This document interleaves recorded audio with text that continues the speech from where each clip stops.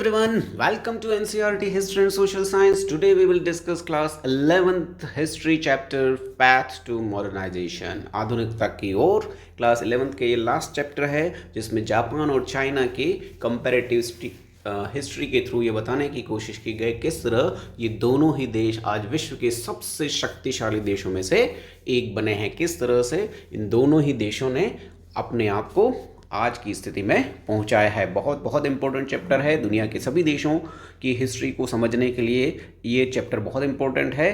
तो स्टार्ट करने से पहले don't forget to like, comment, share and subscribe to my channel subscribe करना बिल्कुल मत भूलिएगा। स्टार्ट करते हैं आज के इस वीडियो को। शुरुआत करते हैं सबसे पहले जिस पार्ट को हम स्टडी करने वाले हैं वो साउथ ईस्ट एशिया का पार्ट है। और साउथ ईस्ट एशिया में ये जो एरिया है इसमें ये देखो, वो विश्व का चौथा सबसे बड़ा देश चाइना है जो भारत के उत्तर में स्थित है। मंगोलिया भारत के नेपाल भूटान के बीच में स्थित पीले रंग का यह देश विश्व का चौथा सबसे बड़ा देश है। जनसंख्या में यह विश्व का सबसे बड़ा देश है। और इसी चाइना के थोड़ा सा दूर ये जो पीला सागर और जापान सागर है, उसके बाद यहाँ पर एक छोटा सा आइलैंड कंट्री है, इसका नाम है जापान, जो मेनली 4 द्वीपों से बना हुआ देश है। तो चाइना आकार में बहुत बड़ा देश है, उसकी तुलना में जापान एक छोटा सा देश है। ये देखिए जापान की लोकेशन, जापान बहुत छोटा सा एक कंट्री है, ठीक है। तो ये दोनों ही ईस्ट एशिया के देश हैं। जापान को लैंड ऑफ सनराइजिंग सन भी कहते हैं, सूर्योदय का देश कहलाता है।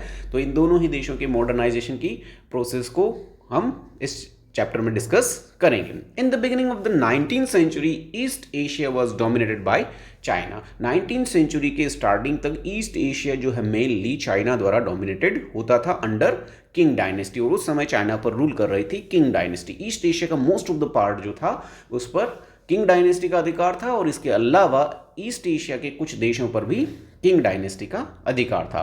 While Japan a small island country seem to be locked in isolation. और सेम उसी 19th सेंचुरी के पीरियड में जापान एक छोटा सा आइलैंड कंट्री जो आइसोलेशन में था। आइसोलेशन में यानी एकांत में, बिल्कुल जो है उसका किसी देश पर अधिकार नहीं था और उस देश के लोग अपने ही देश के अंदर शांतिपूर्ण लाइफ जीते थे।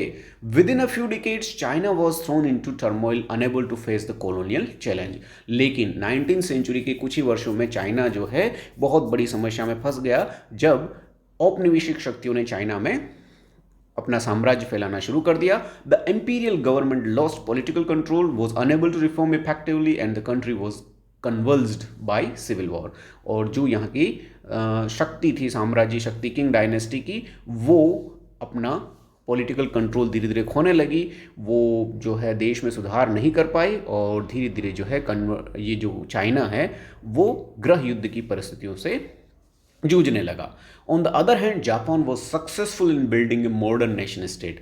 लेकिन सेम इसी पीरियड में जापान जो कि आइसोलेटेड कंट्री के रूप में था, उसने अपने आप को एक राष्ट्र राज्य के रूप में निर्मित कर लिया, क्रिएटिंग एन इंडस्ट्रियल इकोनॉमी, एक औद्योगिक अर्थव्यवस्था की स्थापना की, and even establishing a colonial empire by incorporating Taiwan and Korea. और इसी समय जापान जो है वो एक औपनिवेशिक शक्ति भी बन गया जब उसने ताइवान और कोरिया को अपने अधिकार में कर लिया। तो चाइना जो है इस समय कॉलोनियल शक्तियों के चक्कर में फंस गया और गृह युद्ध वहाँ होने लगा, जबकि जापान में उसका उल्टा होने लगा। जापान इस समय आइसोलेशन से निकलकर एक शक्तिशाली औद्योगिक देश के साथ साथ एक साम्राज्यिक शक्ति भी बन गया।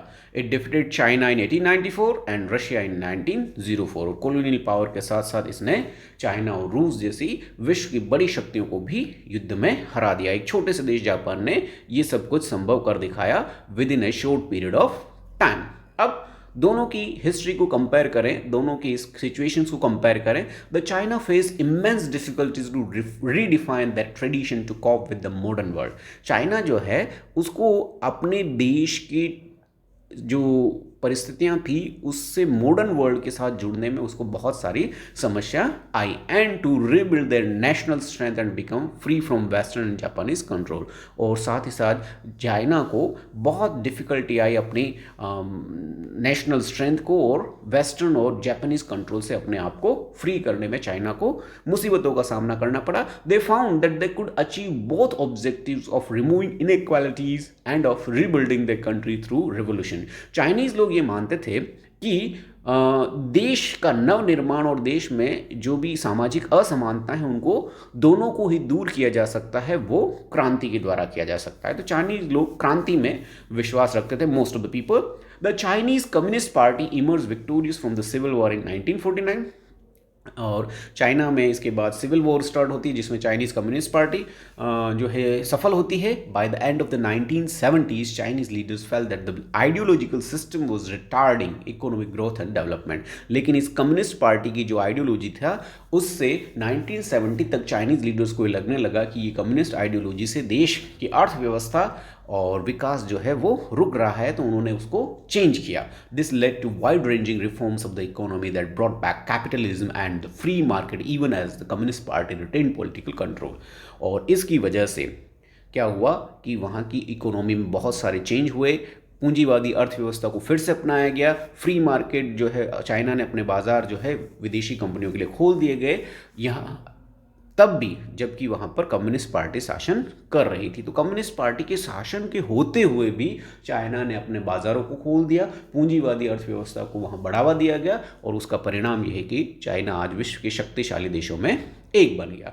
जबकि इसी पीरियड में Japan became an advance industrial nation, Japan एक एडवांस इंडस्ट्रियल नेशन बना, but its drive for empire led to war and defeated the hands of the Anglo American forces in 1945। लेकिन अपने साम्राज्य विस्तार की भावना की वजह से जापान को दूसरे विश्व युद्ध में भाग लेना पड़ा और उस विश्व युद्ध में इंग्लैंड अमेरिका के जो अलाइड फोर्सेस थे उससे उसको हारना पड़ा 1945 में। एंड उसके बाद कुछ समय तक चाइना को यूएस के कंट्रोल जापान को यूएस कंट्रोल में भी रहना पड़ा। The US occupation mark the beginning of a more democratic political system. और अमेरिका का जो कुछ समय तक नियंत्रण इस जापान पर रहा द्वितीय विश्व युद्ध के बाद, इसकी वजह से यहाँ पर बहुत सारी लोकतांत्रिक संस्थाओं की, लोकतांत्रिक राजनीतिक व्यवस्था की स्थापना हुई। Japan rebuild its economy to emergence by 1970 as a major economic power. और जापान ने इसके बाद 1970 के बाद अपनी आर्थिक व्यवस्था को इतना मजबूत बनाया कि ये विश्व के प्रमुख आर्थिक शक्तियों में से एक बन गया। The Japanese path to modernisation was built on capitalist principles and took place within a world dominated by western colonialism.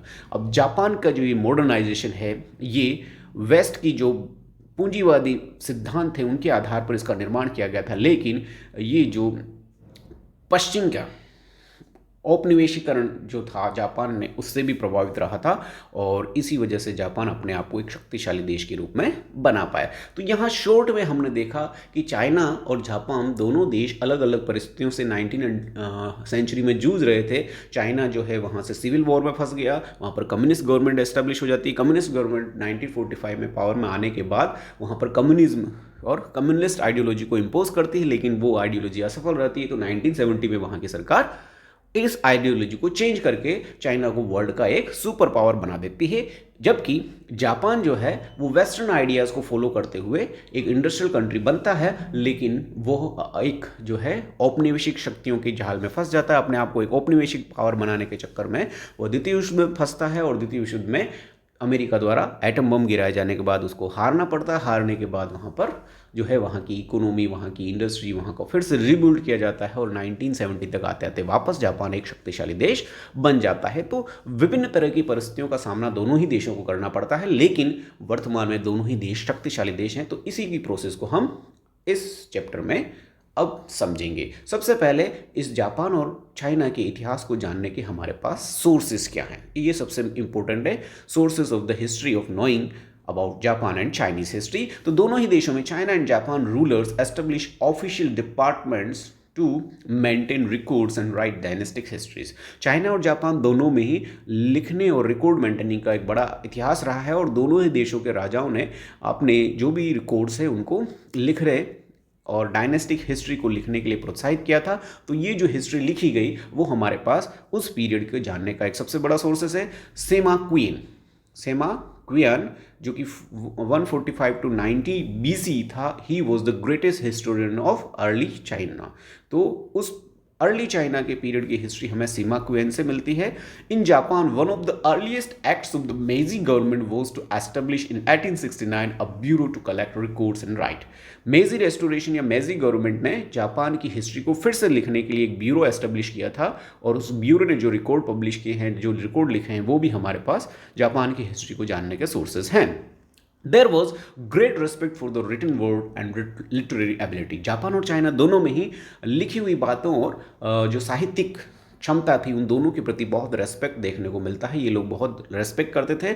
Wide range of written materials, official history, scholarly writings, popular literature, religious tracts are available. दोनों ही देशों में लिखे हुए बहुत अधिक सामग्री हमें मिलती है, जिसमें ऑफिशियल हिस्ट्रीज है, विद्वानों की लिखी हुई राइटिंग्स है, पॉपुलर लिटरेचर जो प्रसिद्ध साहित्य है, और धार्मिक, तो सभी तरह का टेक्स्ट हमें जापान और चाइना की हिस्ट्री का अवेलेबल है। Modern scholarship has built on the work of Chinese intellectuals such as Liang Qiachao और क्यूमे कुनिताके।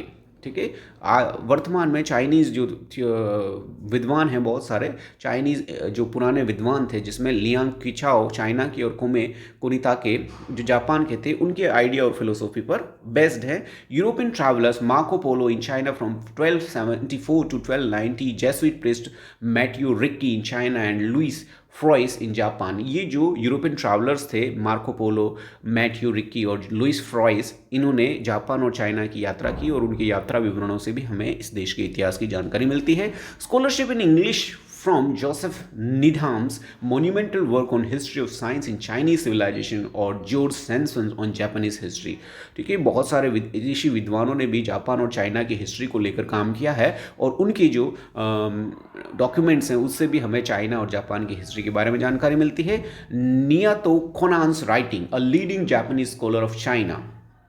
ठीक है, ये नियातो कोनान जो है, वो एक बहुत बड़े जापानी स्कॉलर थे, जिसने चाइनीज़ हिस्ट्री को लिखा। He help establish the department of oriental studies in Kyoto University. उन्होंने जापान में प्राचीन इतिहास के अध्ययन को लेकर, जो है एशिया इतिहास को लेकर, क्योटो यूनिवर्सिटी में एक डिपार्टमेंट भी एस्टेब्लिश किया था 1907 में, और एंशिएंट रोन ऑन चाइना, और चाइना में एंशिएंट रोम द्वारा ये किया गया था। तो हर तरह का जो लिटरेचर और हिस्ट्री जो है, वहाँ की जानने की बहुत सारे सोर्सेज हमारे पास अवेलेबल हैं। ये सारे सब वो सोर्सेज हैं जिनके थ्रू हमें चाइनीज़ जापानीज हिस्ट्री की जानकारी मिलती है। अब समझते हैं चाइना और जापान का फिजिकल फीचर्स। दोनों देशों की प्राकृतिक स्थिति किस प्रकार की है। China and Japan present a mark physical contrast. दोनों देशों की जो स्थिति है, अगर हम उनको देखें तो वो बहुत ही विरोधाभासी है। China is a vast continental country. China एक बहुत बड़ा महाद्वीपीय देश है, उसकी साइज़ बहुत बड़ी है। हैव मैनी क्लाइमेटिक जोन्स, और उसमें बहुत सारे जलवायु के एरियाज, क्षेत्र हैं। 3 मेजर रिवर्स। अब इस चाइना में 3 बहुत महत्वपूर्ण नदियां बहती है, और वो नदियां जो है वहाँ की पूरी जो लाइफ है उसको प्रभावित करती है। सबसे पहली इसके नॉर्थ पार्ट में जो रिवर बहती है, उसका नाम येलो रिवर या हुआंग है, और दूसरी जो मध्य भाग में बहती है उसका नाम यांगटी रिवर है, चैंगजियांग भी कहा जाता है उसको, और जो कि वर्ल्ड की 3rd लॉन्गेस्ट रिवर के रूप में जानी जाती है। और उसके बाद साउथ में चाइना में जो रिवर बहती है उसका नाम है पर्ल रिवर। ठीक है, these are the various rivers that flows in China from north to south. Large part of the country is mountainous. China का अधिकांश भाग जो है वो पर्वतीय है। ठीक है, तो नदियाँ भी है, पर्वतीय क्षेत्र भी इसमें पाए जाते हैं। डोमिनेंट एथनिक ग्रुप इज हान। चाइना का जो मुख्य जाति नस्ली जो रहती है यहाँ पर, वो हान जाति के लोग रहते हैं। मेजर लैंग्वेज जो यहाँ पर बोली जाती है वो चाइनीज़ लैंग्वेज है, जिसको पुतोंगुआ भी कहा जाता है। तो चाइना की मेन लैंग्वेज चाइनीज़ है। There are many other nationalist such is the Uighur, Hui, Manchu and Tibetan. China में हान जाति के लोगों के अलावा और भी अदर जो चाइना के आसपास के क्षेत्र के लोग हैं, जिनको चाइना ने अपने अंदर समाहित कर लिया, वो अदर नेशनलिस्ट जातियाँ भी यहाँ पर रहती, जिसमें उइगर मुस्लिम्स जो हैं, जिनके बारे में लेटेस्ट में बहुत कुछ पढ़ने सुनने को मिलता है। हुई जो है यहाँ की एक अलग जाति है। मंचू जो मंचूरिया क्षेत्र में रहने वाले लोग हैं, उन्हें मंचू कहा जाता है। एंड टिबेटियन जो कि तिब्बत में रहते हैं। तिब्बत मंचूरिया ये जो क्षेत्र थे, यहाँ पर चाइना ने बाद में अधिकार किया था। Chinese food reflects this regional diversity that at least 4 distinct types. और चाइना की जो वेराइटी है फिजिकल फीचर्स की, वो वहाँ के फूड में देखने को मिलती है। रीजनल डाइवर्सिटी जो है वहाँ के फूड में रिफ्लेक्ट होती है। और मेनली यहाँ पर 4 टाइप्स के फूड जो हम कह सकते हैं, जिस चाइनीज़ फूड के लिए चाइना जाना जाता है, जिसको हम वर्ल्ड में चाइनीज़ फूड कहते हैं, वो चाइना के सदर्न पार्ट का है, जहाँ पर कैंटोनीज कुसीने जो है, कैंटोनीज डिस्ट्रिक्ट या स्टेट जो है, वहाँ के फूड को ही चाइनीज़ फूड के रूप में जानते हैं। और as most overseas Chinese came from the Canton area. और जो चाइनीज़ फूड जो विश्व के बाकी देशों में पसंद किया जाता है, या चाइना से ज़्यादातर लोग जो विश्व के देशों में फैले हैं वो कैंटनीज़ एरिया से गए हैं, विच इंक्लूड्स डिमसम। और इस चाइनीज़ फूड में कैंटनीज़ का जो है उसमें सबसे प्रमुख डिशेज़ में डिमसम है। लिटरली टच योर हार्ट, इसका मीनिंग होता है an assortment of pastries and dumplings.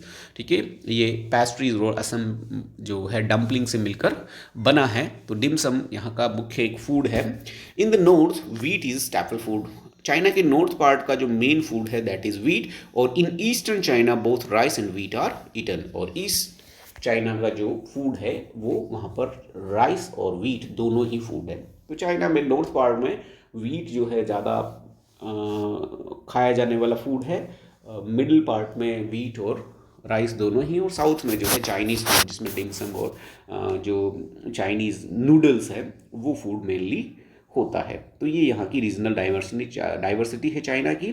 अब हम अगर जापान की बात करें तो Japan is a string of island. Japan एक द्वीपों की श्रृंखला के रूप में है। मेनली 4 मेजर आइलैंड्स, और इसमें 4 मुख्य आइलैंड्स हैं जिनके नाम आपको याद होने चाहिए। सबसे मेन आइलैंड जो यहाँ का है दैट इज होन्शु, जो कि यहाँ का सबसे बड़ा आइलैंड है। उसके बाद क्यूशु, शिकोकू एंड होकाइडो। ठीक है, Kyushu, Shikoku and Hokkaido, these are the 4 island. Hokkaido जो है सबसे नॉर्थ में है, बीच में यहाँ पर होन्शु है, और उसके बाद शिकोकू और क्यूशु आइलैंड है। The Okinawa chain is the southern most, और इसके लास्ट में ओकिनावा चेन है द्वीपों की जो सबसे लास्ट में है।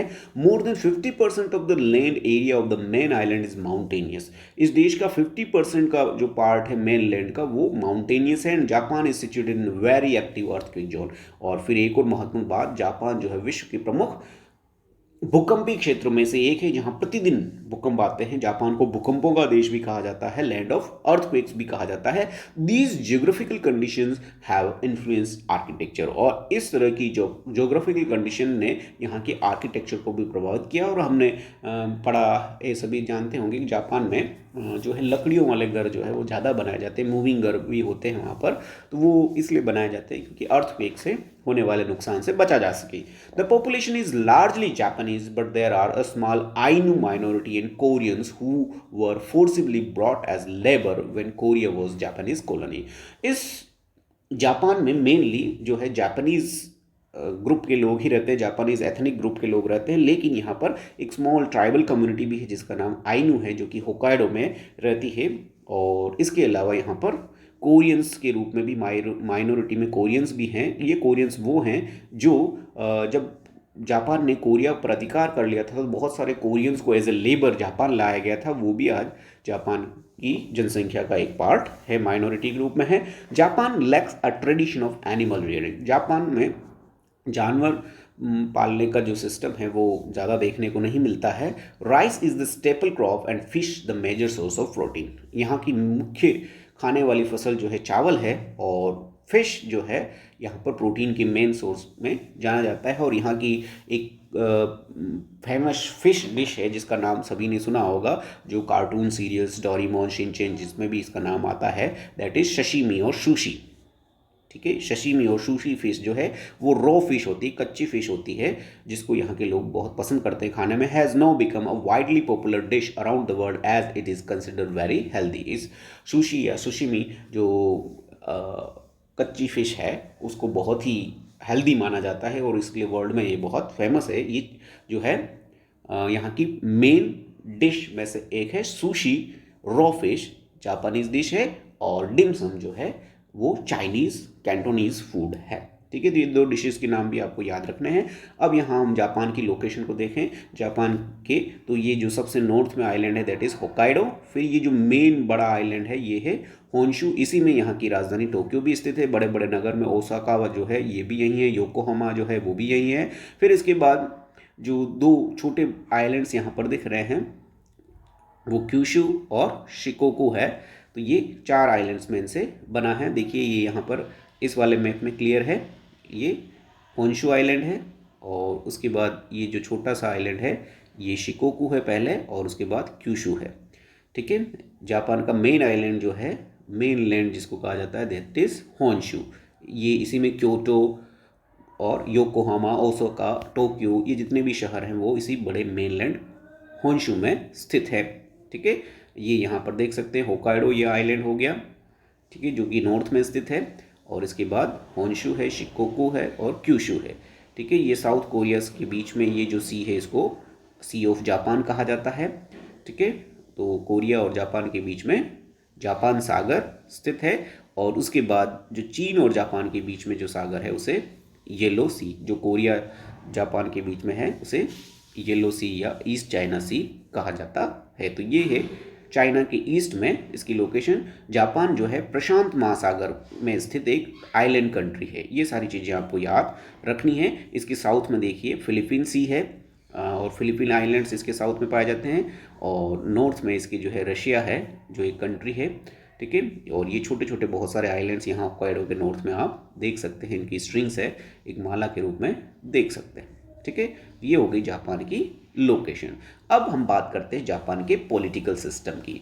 जापान में 12th सेंचुरी तक जो सिस्टम था उसके अकॉर्डिंग, पहले हम वहाँ की पुरानी हिस्ट्री को देखते हैं तो emperor had rule Japan from Kyoto. Japan का राजा जो है वो क्योटो से रूल करता था, यानी यहाँ की मेन जो कैपिटल थी स्टार्टिंग में that was Kyoto. But by the 12th century, लेकिन 12वीं सदी के बाद the imperial court lost power to shoguns. लेकिन 12वीं सदी के बाद राजा की शक्ति में यहाँ कमी आने लगती है और शोगुन्स यानी यहाँ के जो प्राइम मिनिस्टर्स जिसको कह सकते हैं उनके हाथ में सारी शक्ति चली जाती है। और ये जो शोगुन्स थे स्पेशली एक फैमिली से होते थे जिसका नाम था Tokugawa family. Tokugawa family were the shoguns of Japan from 1603 to 1867।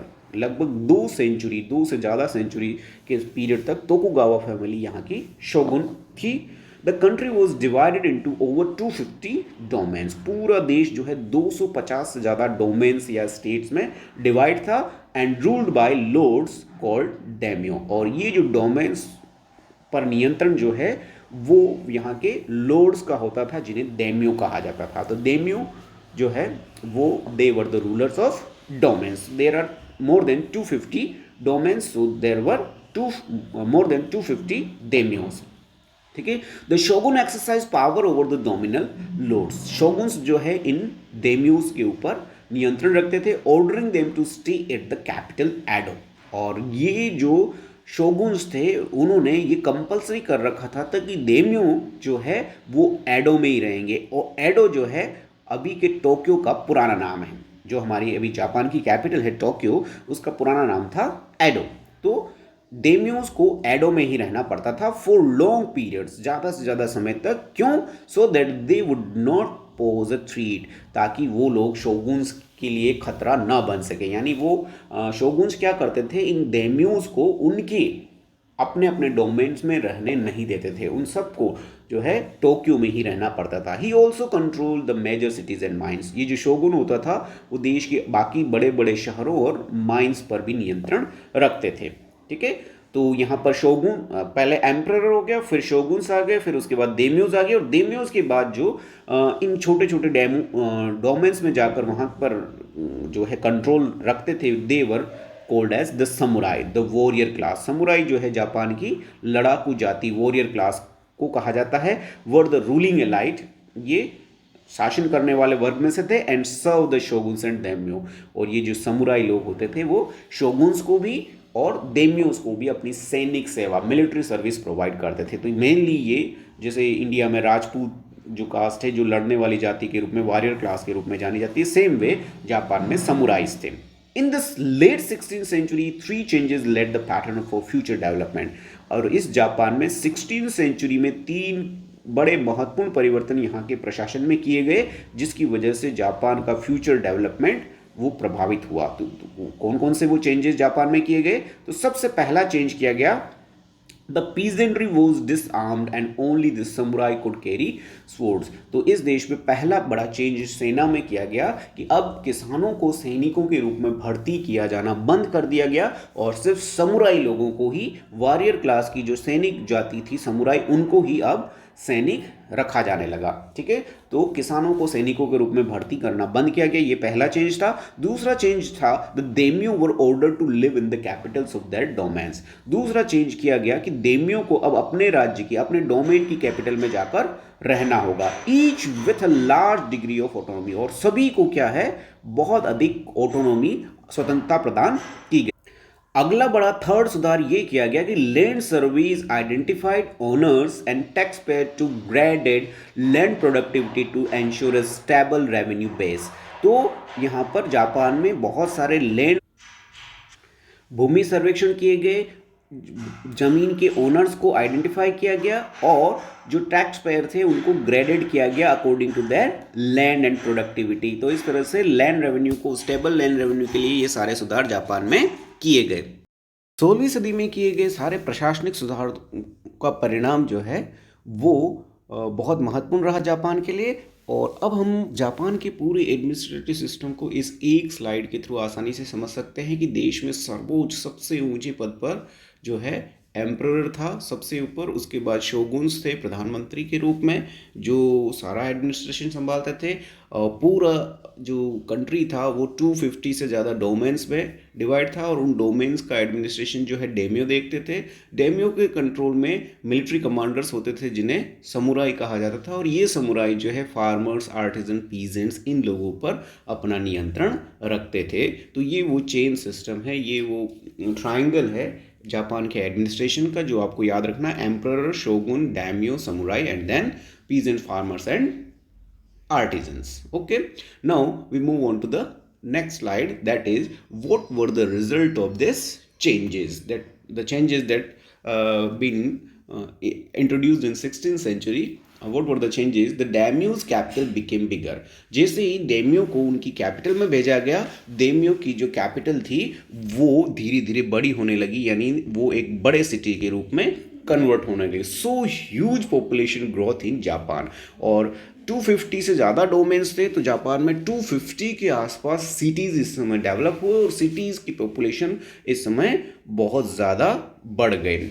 Edo most populated city in the world, और एडो उस समय यानी टोक्यो जिसको भी कहा जाता है, वो उस समय भी वर्ल्ड का सबसे बड़ा जनसंख्या वाला शहर था और आज भी है।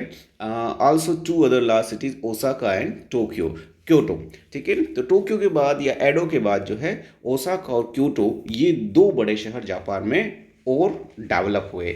This led to the growth of commercial economy. जैसे जैसे सिटीज़ डेवलप हुए उन सिटीज़ में कमर्शियल इकोनॉमी डेवलप हुई and create financial and credit system, जहाँ पर वित्तीय और क्रेडिट सिस्टम, लोन उधार देने का जो सिस्टम है वो भी डेवलप होने लगा। इसके साथ ही साथ सिटी की कल्चर जो है वाइब्रेंट कल्चर होती है, दैट ब्लोजम्ड इन द टाउन्स। ठीक है, different different caste, community, religion, areas और लैंग्वेजेस के लोग जो है सिटीज़ में आकर रहने लगे। तो एक vibrant culture, food culture, dressing culture, ये सब वहाँ पर डेवलप हुआ। People enjoyed reading books. यहाँ पर सबसे इंपॉर्टेंट चीज़ की जापान में रीडिंग बुक्स की एक बहुत अच्छी हैबिट लोगों में डेवलप हो गई, लोग इसको बहुत एंजॉय कर रहे। In and Edo people could rent a book for the price of a bowl of noodles, और बुक रीडिंग और बुक जो है इतनी सस्ती हो गई थी कि यहाँ पर एक बाउल ऑफ नूडल्स, एक कटोरा नूडल्स की कीमत पर वो कोई भी बुक को रेंट पर ले जा सकते थे। तो लोग जो है बुक्स रीडिंग को बहुत पसंद करते थे और किताबें रेंट देने का सिस्टम भी यहाँ पर शुरू हुआ। This shows how popular reading had become and gives a glimpse into the scale of printing. साथ ही साथ प्रिंटिंग के डेवलपमेंट के बारे में भी हमें इससे पता लगता है। Japan was considered rich because it's important luxury goods like silk from China and textile from India, paying for these import with gold and silver strained the economy and led the Tokugawa shoguns to put restrictions on the export of precious metals. अब ये सारे changes के बाद Japan जो है एक और चीज़ की वजह से बहुत रिच माना जाता था कि जापान जो है अपने आवश्यकता की चीज़ों को इंपोर्ट करता था, स्पेशली सिल्क और cotton textiles from India and China. और ये जो इंपोर्ट होता था वो मेनली गोल्ड और सिल्वर देकर किया जाता था। इंडिया और चाइना जो है जो सिल्क और कॉटन टेक्सटाइल जापान को बेचते थे वो गोल्ड और सिल्वर में ही डील करते थे, और इस वजह से जापान का जो गोल्ड और सिल्वर है वो लगातार ड्रेन होता जा रहा था। तो इस चीज़ को टोकुगावास जो थे, शोगुन्स जो थे, उन्होंने इसको दूर करने के लिए कुछ एफर्ट्स किए और उन्होंने उस पर रेस्ट्रिक्शन लगाया कि ये जो प्रीशियस मेटल्स हैं गोल्ड और सिल्वर, इनका एक्सपोर्ट कम से कम किया जाए, रिड्यूस किया जाए। They also took steps to develop the silk industry in Nishijin, और इसको कम करने के लिए उन्होंने एक बड़ा कदम ये उठाया कि उन्होंने जापान के ही निशिजिन नाम की शहर जो क्योटो के पास है वहाँ पर सिल्क इंडस्ट्री को डेवलप करने के लिए एफर्ट्स किए, ताकि ये जो इम्पोर्ट है सिल्क का वो कम से कम किया जा सके और जिससे गोल्ड जो है वो जो ड्रेन हो रहा है वो कम हो सके। The silk from Nishijin came to be known as the best in the world, और कुछ ही वर्षों में निशिजिन में बनने वाला जो सिल्क है वो वर्ल्ड का बेस्ट टाइप का सिल्क जो है वहाँ प्रोड्यूस होने लगा, और इस तरह से जापान में जो गोल्ड ड्रेन है वो कम किया गया। तो एडमिनिस्ट्रेटिव एफर्ट्स बहुत सारे वहाँ पर किए गए शोगुन्स के द्वारा। फिर आगे देखते हैं तो other development such as the increase use of money and the creation of stock market and rice show that the economy was developing in a new way. और इसके बाद अगले डेवलपमेंट में यहाँ था कि मनी का जो है बहुत ज़्यादा यूज़ यहाँ पर होने लगा, साथ ही साथ यहाँ पर राइस के स्टॉक मार्केट जो है वो भी, शेयर मार्केट जो है वहाँ पर डेवलप हो गया, और ये सारे जो डेवलपमेंट है वो जापान के विकास को दर्शाते हैं। सोशल एंड इंटेलेक्चुअल चेंजेस भी जापान में बहुत सारे देखने को मिलते हैं इस पीरियड में। वो क्या थे? सच is the study of ancient Japanese literature. इस समय पुराने जापानीज लिटरेचर के पढ़ने पर बहुत ज़्यादा जोर या लोगों में इंटरेस्ट आने लगा। Led people to question the degree of Chinese influence and to argue that the essence of being Japanese could be found long before the contact with China. ठीक है, लोगों ने जब पुरानी जापानीज हिस्ट्री को पढ़ा तो उन्हें यह महसूस हुआ कि जापान पर जो चाइना का प्रभाव है उससे पहले भी जापान जो है या जापानीज कल्चर जो है वो डेवलप हो चुकी थी। मतलब चाइना के प्रभाव में आने से पहले भी जापान जो है वो अपनी एक अलग पहचान रखता था। तो इस एंशिएंट लिटरेचर से जापानी लोगों में जापानीज आइडेंटिटी को लेकर थोड़ी सी अवेयरनेस आई इन सच अर्ली क्लासिक्स। जैसे कि इस लिटरेचर में अगर हम देखें तो द टेल ऑफ द गेंजी ना की जो कहानी है वो ये बताती है कि in the myths of origin that said that the islands were created by the gods and that the emperor was a descendant of the sun goddess. और गेंजी की जो कहानी है वो ये बताती है कि ये जो जापानीज आइलैंड है वो भगवान द्वारा क्रिएट किए गए हैं, और उनका जो राजा है, एम्परर है, वो सन गॉडेस का उत्तराधिकारी है, यानी सूर्य देवता का जो है वो उत्तराधिकारी है। तो यानी जापान की हिस्ट्री बहुत पुरानी है, और वो जो है उनके माइथोलॉजी में देखने को मिलती है। द टेल ऑफ द गेंजी जो है वो मुरुसाकी शिकिबू जो है उनके द्वारा लिखी गई थी, जो कि हैनान कोर्ट में एक कर्टियर के रूप में काम करते थे। ठीक है, इसके बाद जो है जापान में सुधारों में सबसे बड़ा जो चेंज आता है that is called Meiji restoration. Meiji शासन के दौरान किए गए सुधार जो है जापान के प्रमुख सुधारों में से माने जाते हैं। In 1853 USA sent commodore Matthew Perry to Japan with demands for trade and diplomatic relation. 1853 में यूएसए के कमांडर मैथ्यू पेरी जो है जापान में आते हैं और जापान के साथ व्यापारिक और राजनीतिक संबंध बनाने की कोशिश करते हैं। हम पहले ही पढ़ चुके हैं कि इससे पहले जापान जो है आइसोलेशन में था, दुनिया के ज़्यादातर कंट्री से उसका जो है किसी तरह के कोई कॉन्टैक्ट नहीं थे, कुछ ही देशों के साथ उसके संबंध थे। The arrival of Perry brought significant change in Japanese politics. और जैसे ही पेरी जो है वो जापान आता है, जापान की राजनीति में बहुत सारे चेंजेस आने शुरू हो जाते हैं। और सबसे बड़ा चेंज जो इसमें आता है कि in 1867-68 a movement remove the shoguns from power and brought emperor to Edo which means eastern capital.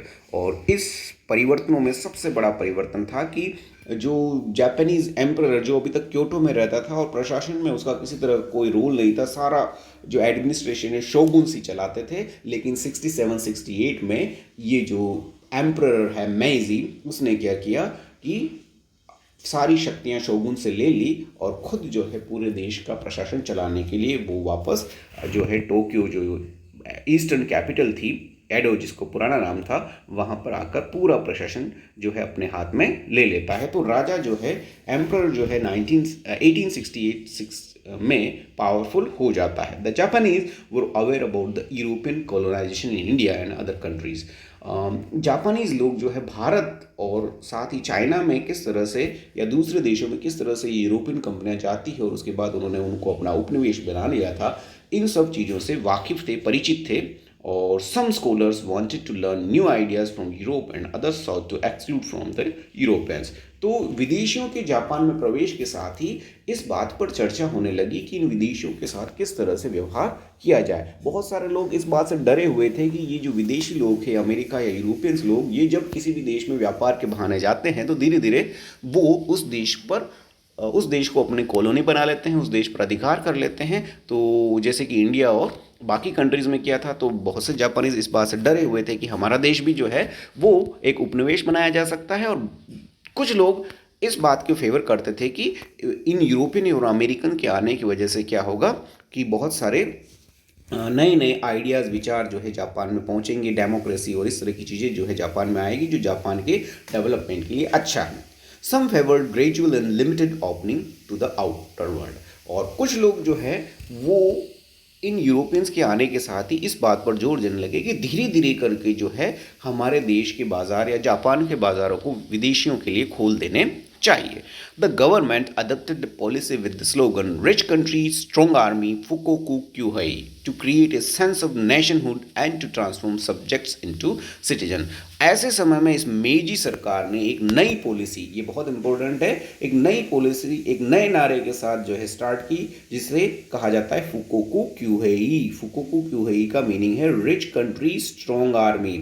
ये नए नारे के साथ जापान में जो मेजी है वो देश के लोगों में राष्ट्रभक्ति, देशभक्ति की भावना के साथ ही साथ देश के लोगों को जो है वो अच्छे नागरिक के रूप में कन्वर्ट करने के लिए तैयारी शुरू कर देता है। The new government also try to build the emperor system. और ये जो नई सरकार है मेजी की, वो वापस जो है राज्य का शासन, एम्परर सिस्टम जो है वो फिर से इम्पोज करने की कोशिश करती है।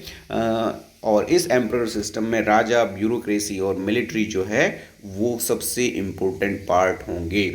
यानी सारी शक्तियां जो है राजा के नियंत्रण में, उसकी ब्यूरोक्रेसी यानी अधिकारी और सेना जो है वो इस पूरे प्रशासन को नियंत्रित करेगी। Emperor was treated as the descendant of sun goddess and leader of westernization. और इस मेजी रेस्टोरेशन में सबसे बढ़िया चीज़ ये की गई कि राजा को जो है वो सन गॉडेस के उत्तराधिकारी के रूप में मान्यता दी गई और उसके ही नेतृत्व में ये जो पश्चिमीकरण है, विदेशियों का ये जो वेस्टर्नाइजेशन है उसकी प्रोसेस को शुरू करने की तैयारी की गई। His birthday was declared as national holiday. He wears western style military uniforms.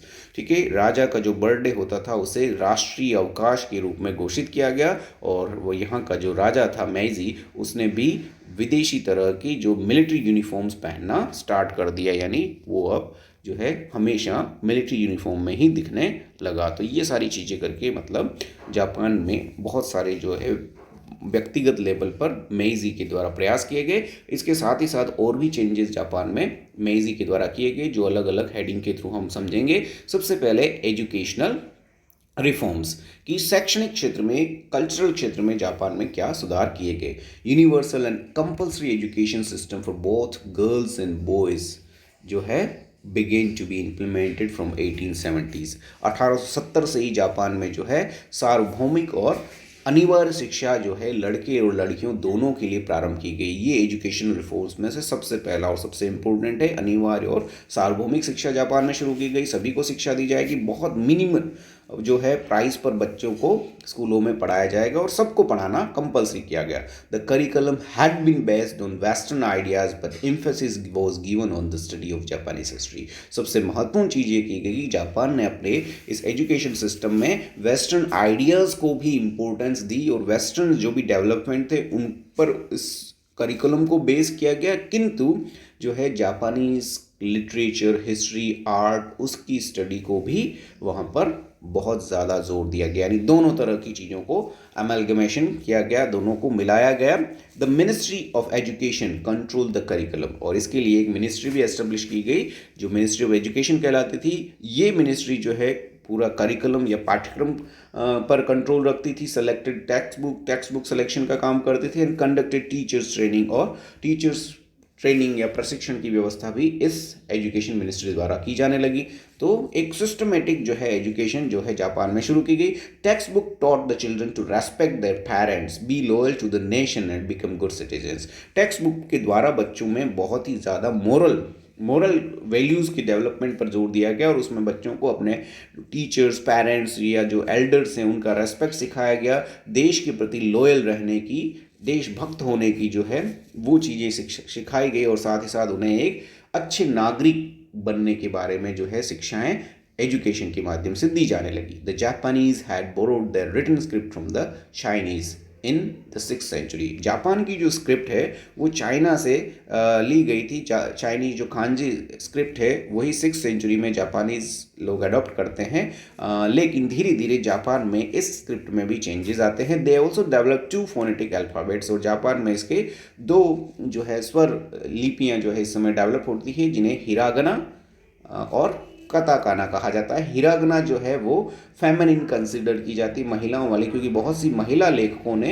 इस तरह की स्क्रिप्ट में लिखा है, और कताकाना जो है मस्कुलिन कहा जाती है।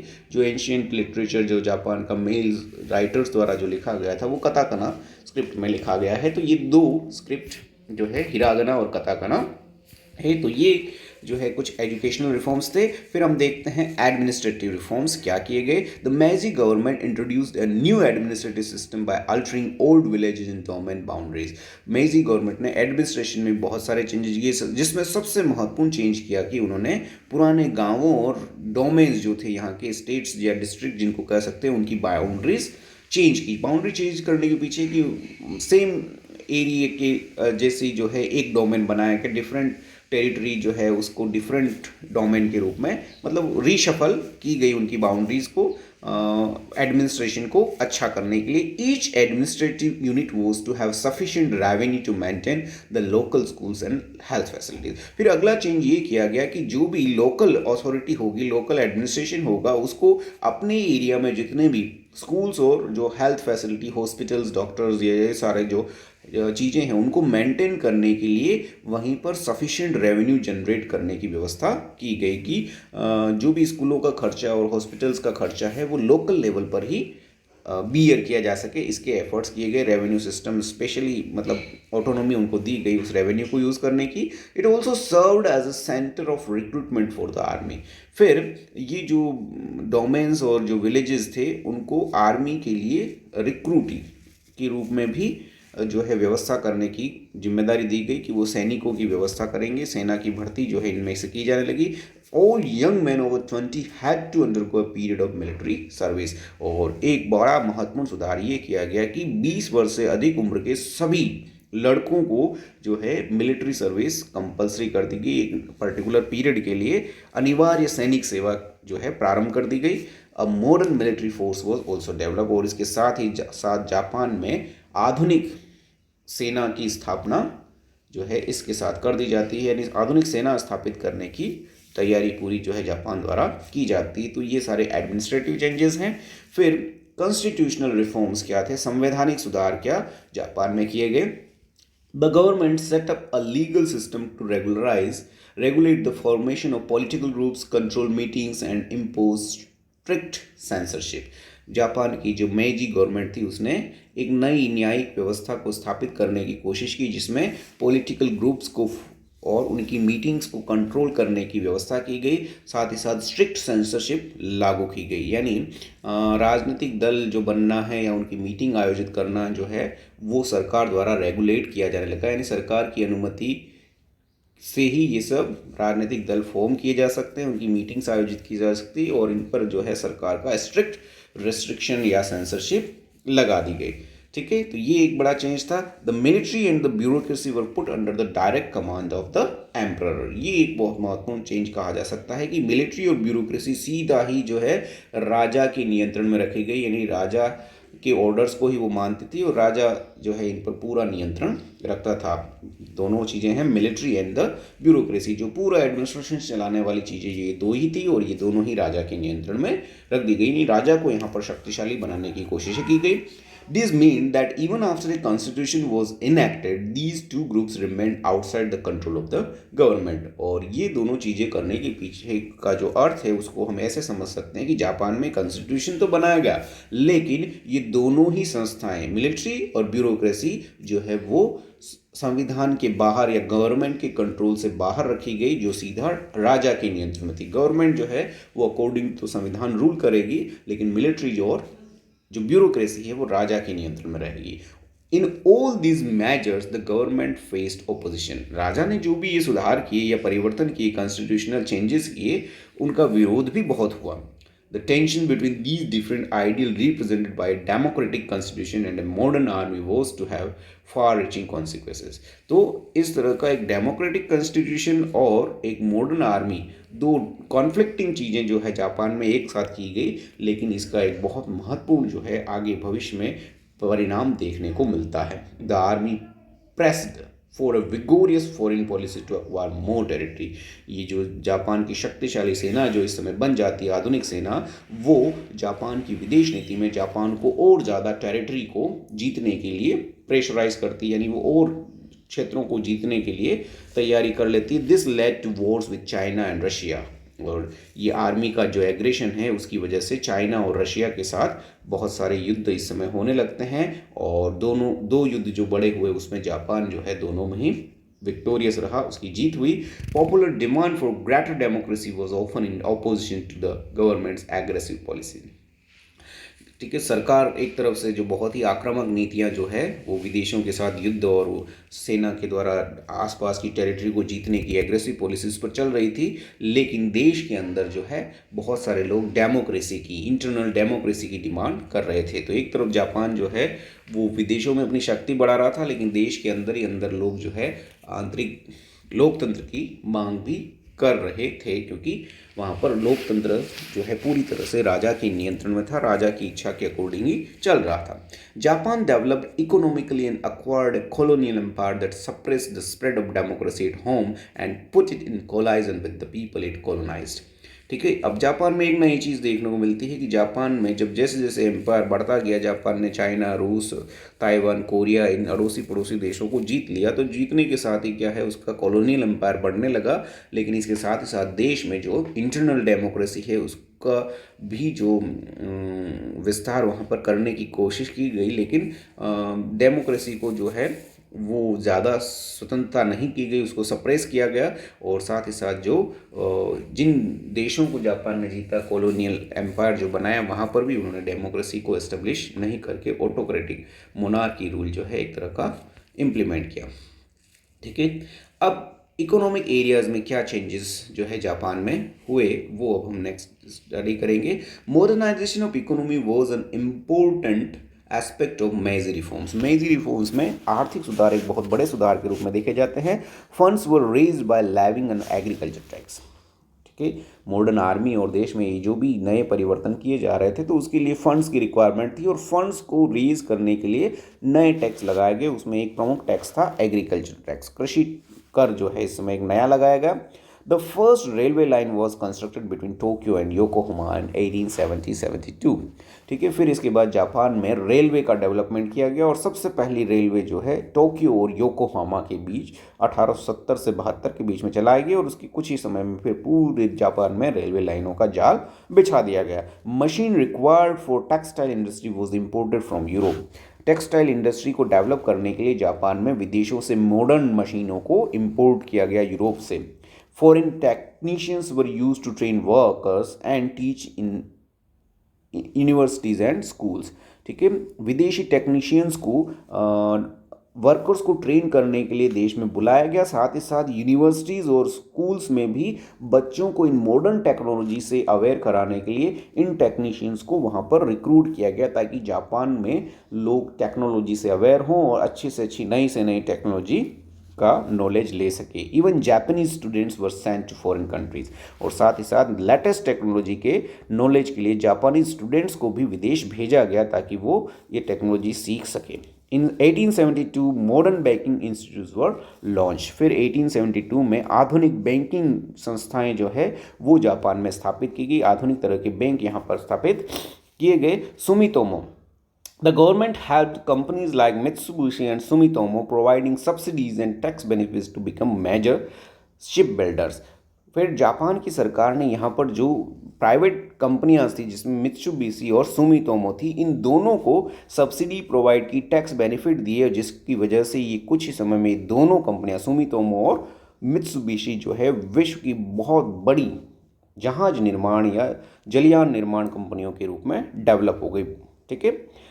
Till the end of the Second World War, Zaibatsu, big business organization controlled by individual families dominated the economy। और कुछ ही समय में जापान में बहुत बड़े बड़े औद्योगिक घराने, जिन्हें जायबत्सु कहा जाता था, वो इतने सारे एस्टेब्लिश हो गए कि पूरी जापानी जो इकोनॉमी थी उनको ये कंट्रोल कर रहे थे।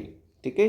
तो इस तरह से जापान को औद्योगिक रूप से डेवलप करने के लिए ये सुधार जो है जापान की मेइजी सरकार द्वारा किए गए। फिर आगे अगर हम देखें इसमें, तो इन सारे सुधारों की वजह से the population increase from 35 million in 1870 to 55 billion in 1920। ठीक है। तो देश की जनसंख्या जो है 3.5 करोड़ से बढ़कर 5.5 करोड़ जो है अगले 40 वर्षों में हो जाती है। The government encourage migration as this measure to reduce population. अब जापान में पॉपुलेशन का इतना अधिक विस्तार होता है कि जो इन बड़े बड़े शहर जो, या जापान के जो मेन लैंड थे, होन्शू जो आइलैंड है, वहाँ पर बहुत ज़्यादा प्रेशर पॉपुलेशन का बढ़ने लगता है। तो वहाँ की गवर्नमेंट जो है माइग्रेशन को जो है माइग्रेशन पॉलिसी को जो है इंट्रोड्यूस करती है और लोगों को एनकरेज करती है कि वो जो जापान की वो एरियाज़ या वो कॉलोनीज़ है जहाँ पर कम पॉपुलेशन है, वहाँ जाकर सेटल हो जाए। At first migration was encourage to the northern island of Hokkaido. सबसे पहले जो है नॉर्दर्न आइलैंड होक्काइडो जो था, जहाँ पर एक ऑटोनोमस बॉडी थी, जहाँ पर सिर्फ आदिवासी टाइप के इंडिजिनस पीपल जो है लिव रहते थे, जिन्हें उस क्षेत्र में होक्काइडो में लोगों को माइग्रेट किया गया। फिर उसके बाद जो हवाई एंड ब्राज़ील, उसके बाद हवाई और ब्राज़ील में लोगों को माइग्रेट करने की कोशिश की गई, ताकि पॉपुलेशन नियंत्रण में रहे, कंट्रोल में रहे।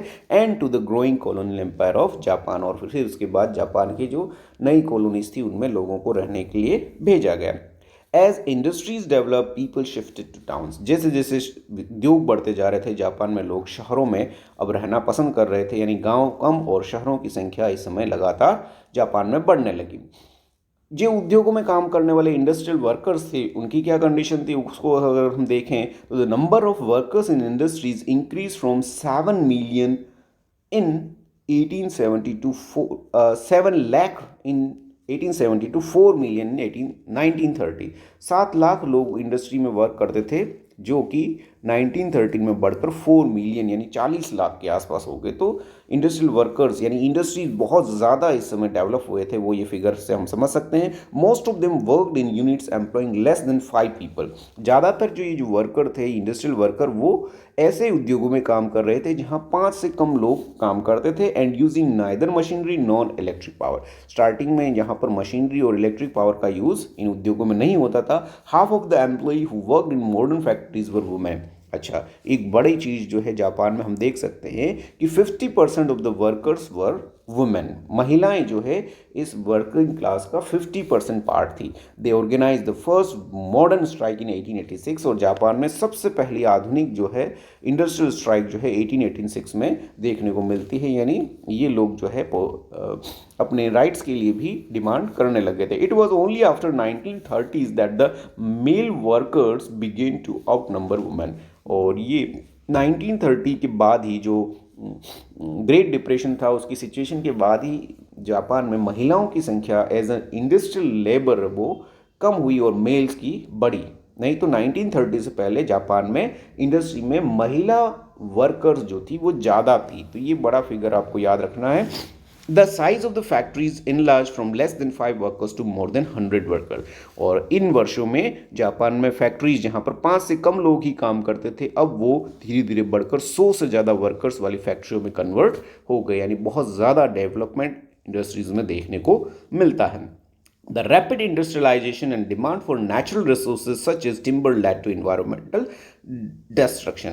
और जितना ज़्यादा औद्योगिकरण इतना फास्ट गति से होने लगा तो उसकी वजह से यहाँ पर नेचुरल रिसोर्स का डिप्लीशन जो है, उनकी डिमांड है वो बहुत ज़्यादा बढ़ गई। और साथ ही साथ जो है लकड़ी जो है इस समय इन्वायरमेंटल डिस्ट्रक्शन का एक बड़ा कारण बन गई। जंगल कटने लगे जापान के, और इसका विरोध भी होने लगा इस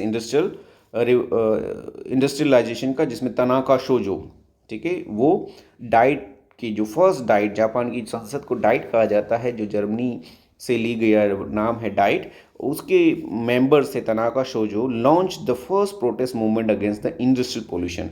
औद्योगिक प्रदूषण के खिलाफ इनके द्वारा पहली जो है विरोध प्रदर्शन जो है तनाका शोजो के नेतृत्व में किया जाता है। The Ashio mine was polluting the water rivers, ठीक है, तो वाथरास रिवर जो है वो पोल्यूट हो रही थी, तो उस वजह से ये किया जाता है इन 1897 विथ 800 विलेजर्स, ठीक है, 800 गांव के लोगों के साथ ये प्रोटेस्ट किया जाता है तनाका शोजो द्वारा। तो इंडस्ट्रियल पोल्यूशन भी इस समय होने लग गया था। तो ये सारा चीज़ें जो है जापान में मेजी रेस्टोरेशन में होने लगी। और इसी के साथ जो है ये first part of this chapter is now complete. Thank you for watching my video. Don't forget to like, comment, share and subscribe to my channel. अगले वीडियो में हम नेक्स्ट पार्ट जो इस चैप्टर का है उसके साथ प्रस्तुत होंगे। तब तक के लिए goodbye, have a nice day.